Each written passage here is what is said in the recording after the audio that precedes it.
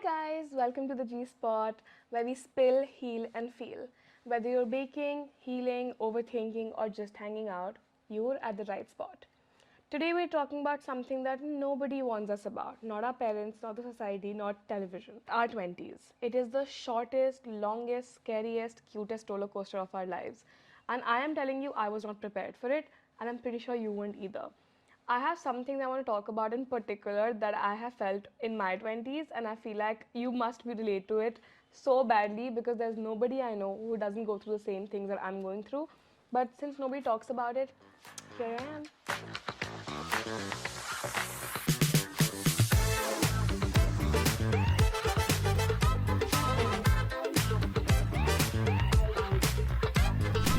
Firstly, your 20s feel like a constant identity remix. It's like you go from one thing to another and nobody understands what you're doing, not even yourself. At one point, you want to open an Airbnb because it seems like a profitable business. On the other hand, you want to go into acting, you want to be an influencer, you also want to start your small business, you also want to become a beauty content creator, you want to start cooking, you want to take more flights and travel because you have one life. How are you supposed to do all of that in like those 4 or 5 years of your early 20s? I don't know. But I grew up wanting to be an actress, and then I ended up doing finance because of my dad, because he thought it was a good idea. And then I ended up going to London for my college. Then I ended up coming back for business. And on a random day, I woke up realizing I do not know what the hell I'm doing. I genuinely have no idea what I'm doing in my life because at one point I thought business was a good idea. Then I thought content creation had more money in it. And now I actually don't know what I want to do. But I'm figuring it out. And so is everybody else.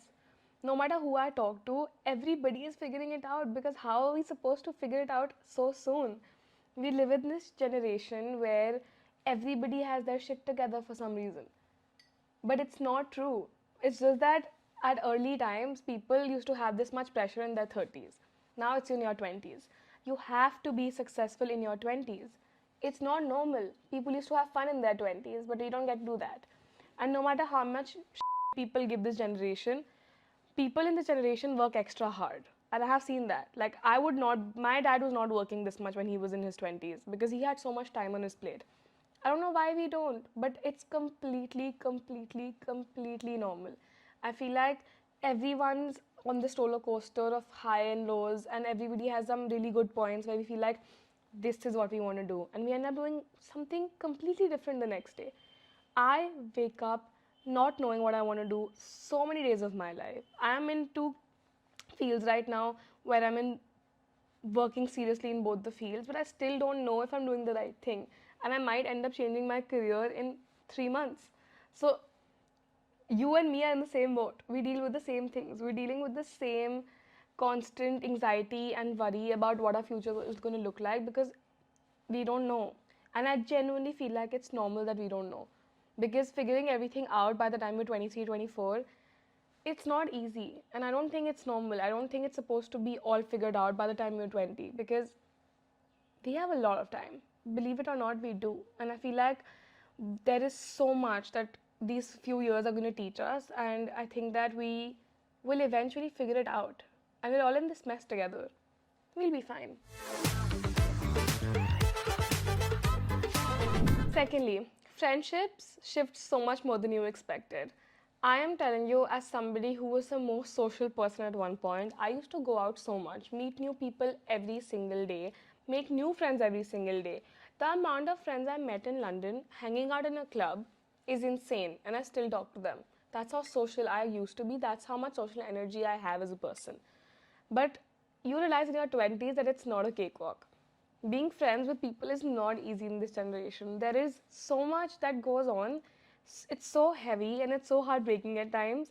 I am telling you that a friend of mine has broken my heart like no man could ever. It's to that level. And I remember having friends who I thought will be at my wedding, who will grow up with me, who I'll grow old with, we'll raise our kids together, well, long story short, we don't talk anymore. So I feel like nobody prepares us for those friendship breakups that we go through. And friendship breakups are so much harder to deal with than romantic breakups because in your mind you're prepared for it. You know that eventually one day this man's gonna leave and my heart's gonna get broken. But your friends, The way you support and trust your friends, you don't expect them to leave, and they end up leaving or messing up. I mean, you probably mess up as well for some people, but like, we're just talking about ourselves right now. And I am telling you, losing friends was not on my bingo card. I did not expect myself to lose some people that I lost.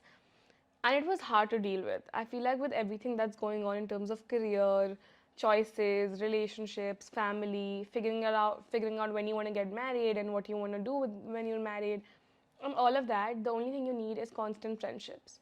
But I think 20s is the time where you have the most unconstant friendships. I don't even know if unconstant is a word, but I'm going to roll with it. I feel like I went through so much turmoil in terms of friendship that nobody understands this more than me, that it takes a toll on your mental health.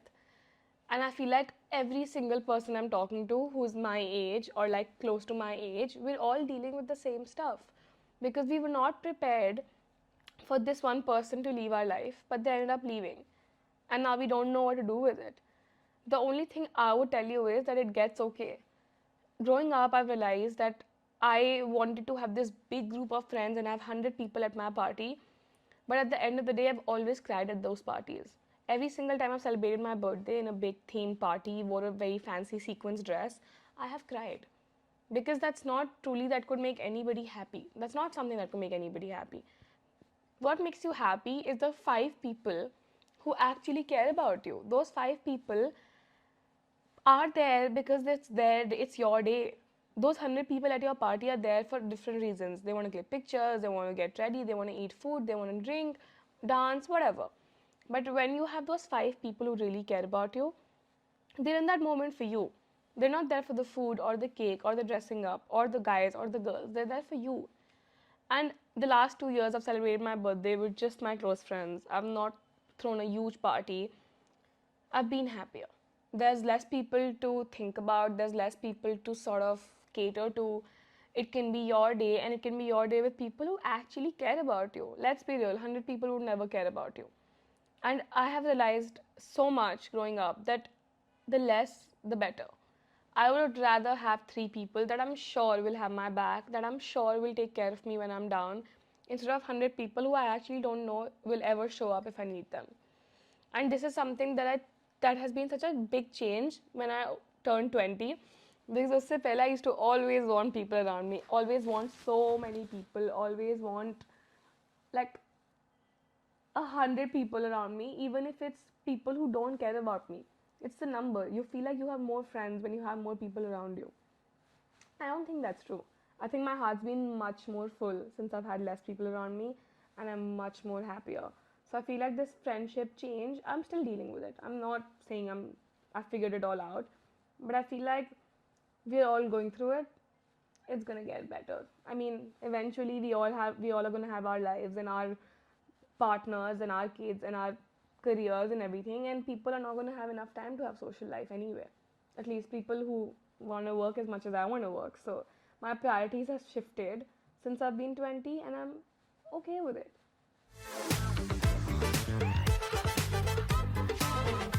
The most important segment that I wanted to talk about today was that you are not behind. Everybody is just pretending. When I say this, I mean this is the biggest problem we're all facing today. We all see people on Instagram and YouTube and we think their lives are so sorted. They are not. As somebody who makes those reels and who makes those videos, I'm telling you that you see 10% of my life. There is so much more that you don't see. You see my video and you think she has everything figured out. That is not true. The only thing is that when I don't have those things figured out, I don't make reels and I don't make those videos. I try genuinely showing you guys the bad days and the bad skin days and the failures when I'm doing something, but no matter how much I try, no human being would want to post their failures. Everybody would want to post their success, and that's normal. That's human behavior. Nobody's going to want people to think they're not succeeding at anything. So that's why we all post our successes, because that makes us feel good. When you see someone doing something, you need to realize that you are not behind. You are on your own timeline. When we are doing life, we have different race course, we have different finish lines, and we have a completely different path we take to it. We have our different obstacles on completely different days. Nobody is going to have the same obstacles, and they don't have the same obstacles on the same day. If I'm having a good day, you might be having the best day of your life, or you might be having the worst day of your life. When you see somebody, you don't see how many things they overcame to get to that point, or how many things they might be dealing with today. There are days when I've had the biggest panic attack of my life, but I've posted a reel about an event which I've been to a week earlier. But you might look at it and be like, okay, she's at an event and she's having such a good time. But in reality, I'm actually sitting in my room and having a bad panic attack. That's normal. But trust me, everybody is just pretending. Everybody is trying to figure out life. Nobody has done this before. We're all in our 20s for the first time. We're all dealing with all our issues for the first time. And we're all on this race for the first time. We don't know the path to the finish line. We're all figuring it out. And we'll figure it out on different timelines. We all have our own timelines that we will have to follow to get where we want to get. But when I tell you, I promise, if you work hard enough, you will get to that finish line, no matter what the obstacle is.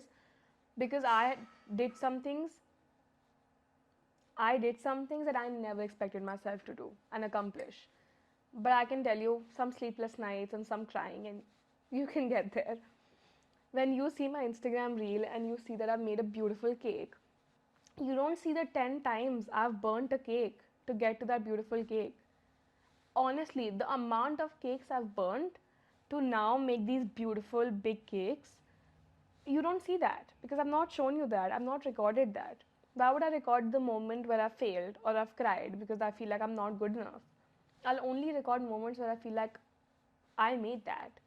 So when you look at a cake, don't forget that it took a lot of burnt cakes, a lot of wasted batters to get to that point where that cake looks so pretty. Similarly, when somebody achieves something, you don't see the amount of times they failed at that. You are genuinely not behind.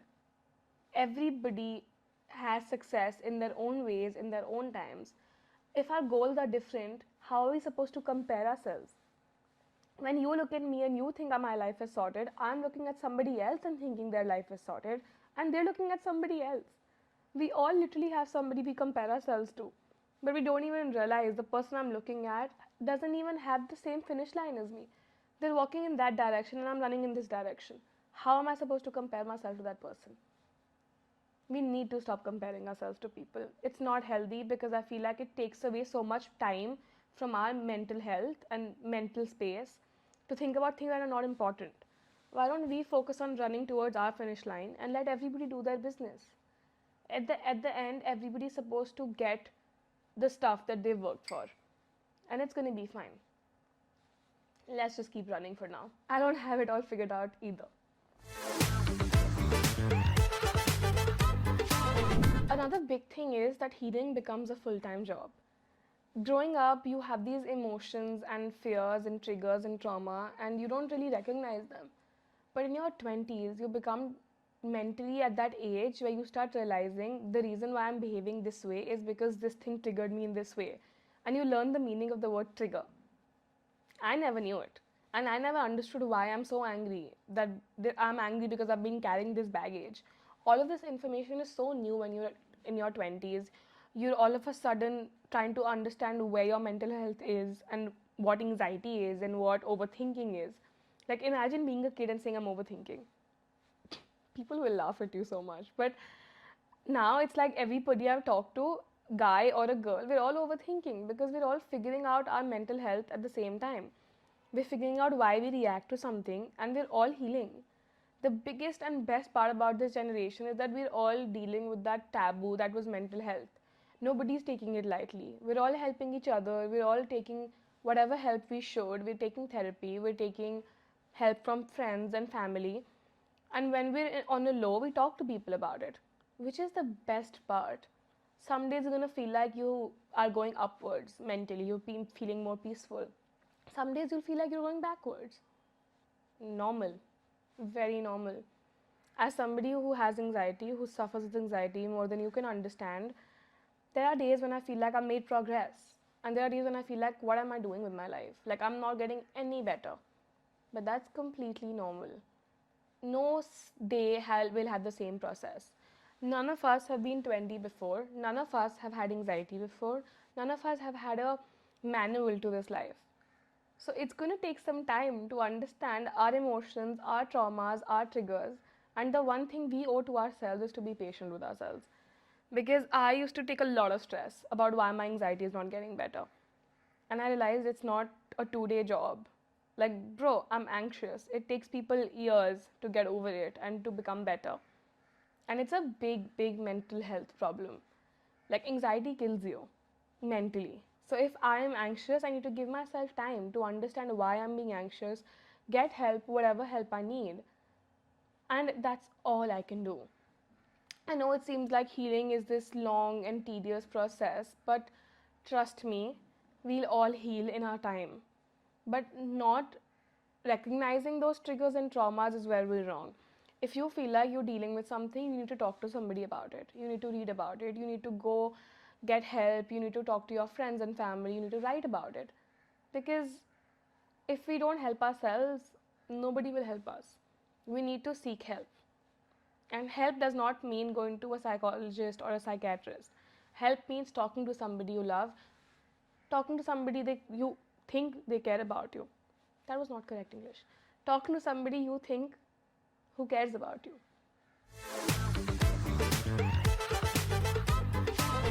Lastly, what I want to talk about is the fact that you learn to say no in your 20s. I think that's a big, big, big change. Do you remember that scene in Dear Zindagi where Alia's character goes to Dr. Jahangir and tells him कि I have this career opportunity, but uska matlab I have to torture myself because this person is mentally not good for me. And otherwise, if I say no to that, I'll be mentally happy, but I will not get that big career opportunity. And he tells her that saying no sometimes is better for us. It's the right thing to do. And we feel like, is that actually the right thing to do? As somebody who actually made a video opposing that, like probably 4 years ago, I said that sometimes it's easier to do, like, say no and choose our mental health, but sometimes we need to do the more difficult thing and go for it if it's good for our career. That is so not true anymore. I feel like I understand him so much better now. You need to say no. If mentally it's feeling better for you at that point, for your mental peace, for your mental health, you need to say no. As somebody who used to be the biggest yes person ever, you want to do this? Yes. You want to do that? Yes. You want to go here? Yes. Guys, please ignore the background sound. We have some crows in the audience. They're supporting the podcast in their own way, so we can't really be mad at them. What I was saying was that I think as somebody used to say yes so much, I've learned to say no in such big ways. Like, I've understood that saying no, if it means protecting your mental peace, if it means protecting your mental health, there's nothing wrong with it. If you would have asked me 5 years earlier, I would have said that I would still go on that trip with that guy, even if mentally it's not good for me, but it's a very big career opportunity. But at this point, if you ask me 4 years later, I would not. I would never go on that trip. I used to be somebody who used to go on that night out, even if I know it'll be mentally not good for me, just because I have to. It's the right thing to do, or somebody will feel bad. I have learned to be selfish. I need to be selfish. I need to understand that being selfish is not a bad thing. I need to put myself first. Sometimes saying no is not the right thing to do. It's not good for everybody else around you. Some people will be upset. But will you be happy is the question. If mentally it makes you happy, then who the hell matters? Like, and why do they matter so much? If being in my room and not going on that night out is mentally better for me, I'm going to choose that. I would not have chosen that a few years ago, but I have learned that. And I think 20s is the biggest time to learn to say no. You need to understand that saying no is your biggest weapon, and you need to genuinely accept that. And it doesn't matter what people are thinking, what people are saying. If you don't want to go, you don't have to go. If you don't want to say that, you don't have to say that. If you don't want to talk to that person, you don't have to talk to that person. I unfollow people like this. And it's not like a good thing or a bad thing. But if something is bothering me and I don't want to see them on my Instagram, I unfollow them. Why am I going to put myself through mental turmoil just because that person will feel bad? If me and you don't get along, I don't want to see you on my feed. I will simply unfollow you and keep my mental peace intact. Like I said, 20s, there's so much going on. Why the hell am I going to have more on my plate? I'm happy having less on my plate and having to see less people on my Instagram who I have beef with. It is what it is. I genuinely just want to say that you are going to get everything you deserve and you're going to have everything that you want. Be patient. There is a lot that changes in these years. There is a lot that will change over the years. Sometimes saying yes is the easier thing and saying no is the harder thing. Do what's best for you. Trust your gut. Trust yourself with yourself. Nobody loves you more than you love yourself. And I know it looks so uneasy and anxious and bothers us to understand what's going on with our lives, but we will figure it out. You and me will both figure it out together. And you're okay. And I'm okay. And we need to tell ourselves that more often. Whatever you do, just make sure that your younger self thanks you a few years later when you make them proud. And that doesn't mean successfully proud. Just if you're happy, they'll be proud. Okay, so it's time for the rapid fire segment. I have some questions I took out from the broadcast channel, specifically based somewhere near this topic. And like always, we'll answer 10 questions. So let's get into it without wasting too much time. It's rapid. Peace or passion? As somebody who's very passionate, this is very tricky, but as somebody who's been very anxious all these years, especially lately, I would give anything to be peaceful right now. Forgive quickly or protect your boundaries. Protect your boundaries. You are going to thank yourself so much. Protect your boundaries. You will be able to sleep at night better. Follow your heart or follow your intuition.